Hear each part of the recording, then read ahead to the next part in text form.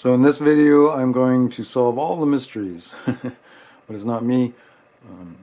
Several people have worked on this through the years. I'm putting all their science together, and so I'm going to show you why the Saturn theory is probably the most likely scenario. And we have a lot of different ideas and different theories on how it happened. And so these are Wikipedia pages. And then we look back at religions, and we look at all the empires that lived, the Babylonians, the Egyptians. They all believed that Saturn was a sun, and they talk about Saturn being a star or a sun.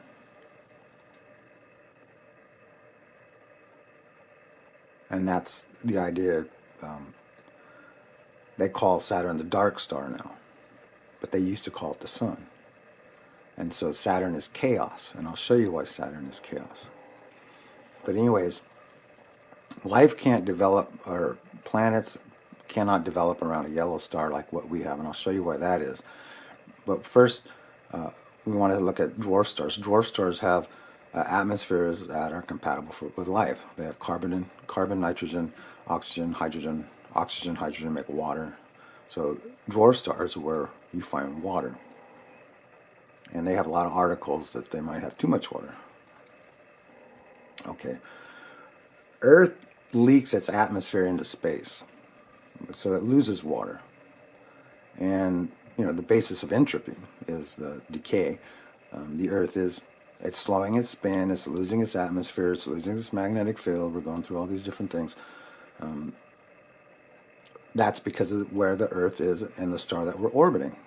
And so the Earth could not have formed out of dust, and it could not have formed around this star, and it could not have an atmosphere around this star. Look at Mercury, for example. I say, well, it's too close. This is Thornhill. Professor Thornhill has pretty much nailed it. The brown, as our sun has a heliopause, brown dwarfs. When we look at a brown dwarf star, we see this. We see the plasma sheath. We don't see the star. The star is inside what NASA would probably call the core. So if you orbit inside the sheath, you're going to get a very temperate planet, even temperature all around. And again, we talked about the water. The atmosphere is hydrogen, oxygen, nitrogen, basis for life. That's what formed the Earth.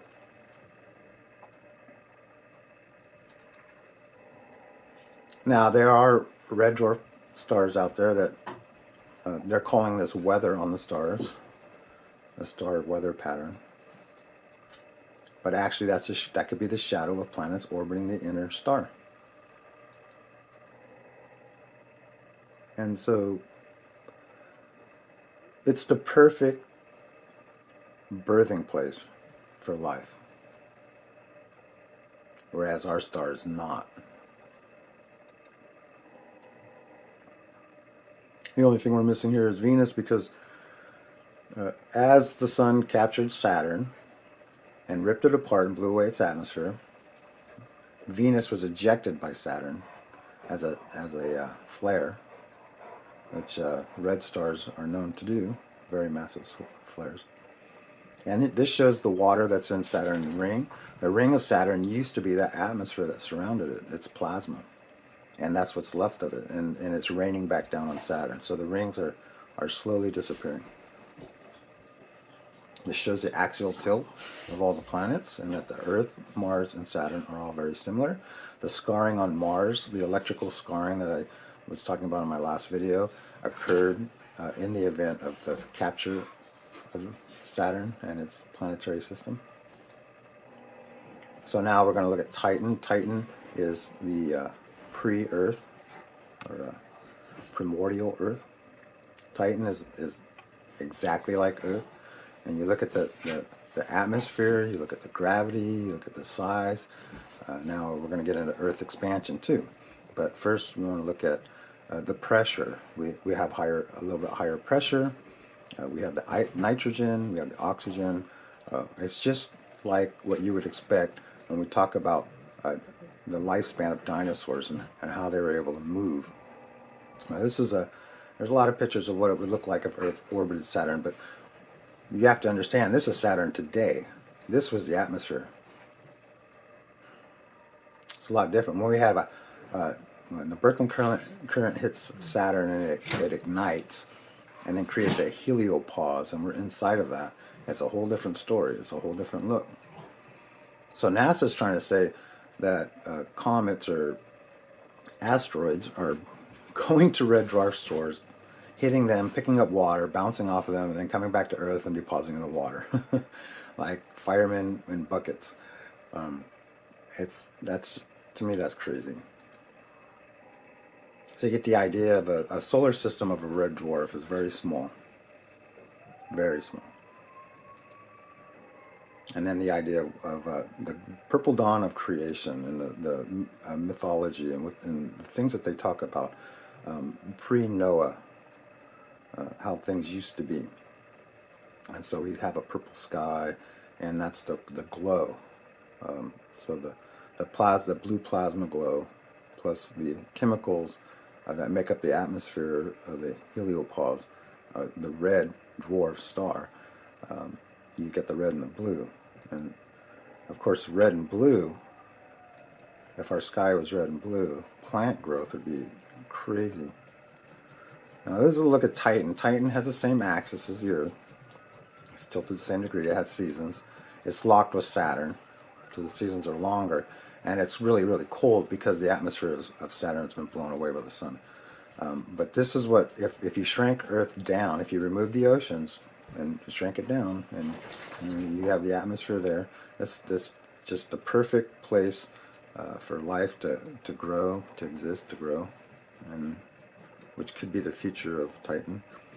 So reptiles, they don't walk on 2 feet, they don't run on 2 feet. The reptiles I can think of, they crawl in their belly, but it was a whole different world, a whole different gravity. It just doesn't make sense. And so trying to make sense of this. And so we look at the age of the ocean floors and the age of the continents, and you can see that I don't have the bar graph up here, but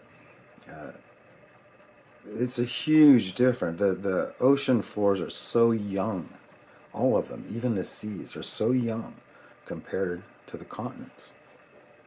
And so if we take the young part of the Earth away,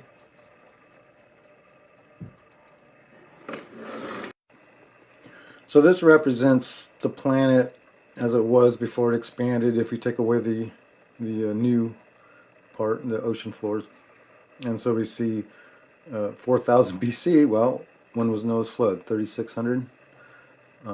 So the planet was flooded with water. We had the atmosphere that rained down the water on the Earth. The water, there was no oceans at that time, so the water was inside the Earth. Just like they say, the core of Titan is probably water. So the flood waters came down, flooded the Earth, and he got on his boat, and then waited, and then waited till the flood waters subsided. And how did the water subside? Where did it go? And that's another big question everyone's asking. Where did the waters go? They didn't go anywhere. The Earth expanded.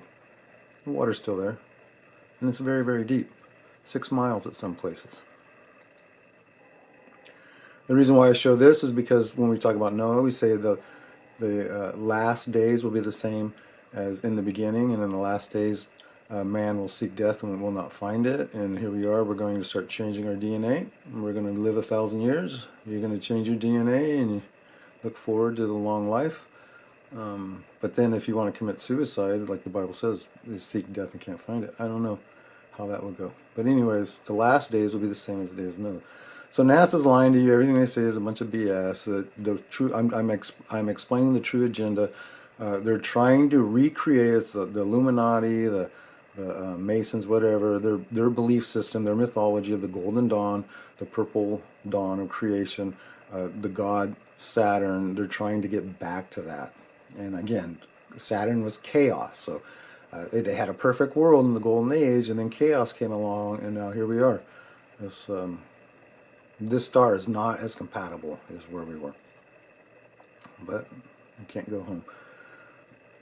But anyways, everything that NASA does is BS. This is a picture of Saturn with a different picture of the sun, Photoshop, put on this picture, which is an animation, and they're trying to make it out like, oh, we took this picture of this planet. And yeah, well, no, you didn't. You took that picture, but it's not on another star. It's ridiculous. What are they really doing? Well, they're spraying lithium. We know that, and they're denying. There's millions of websites. It's a conspiracy. No, it's not a conspiracy.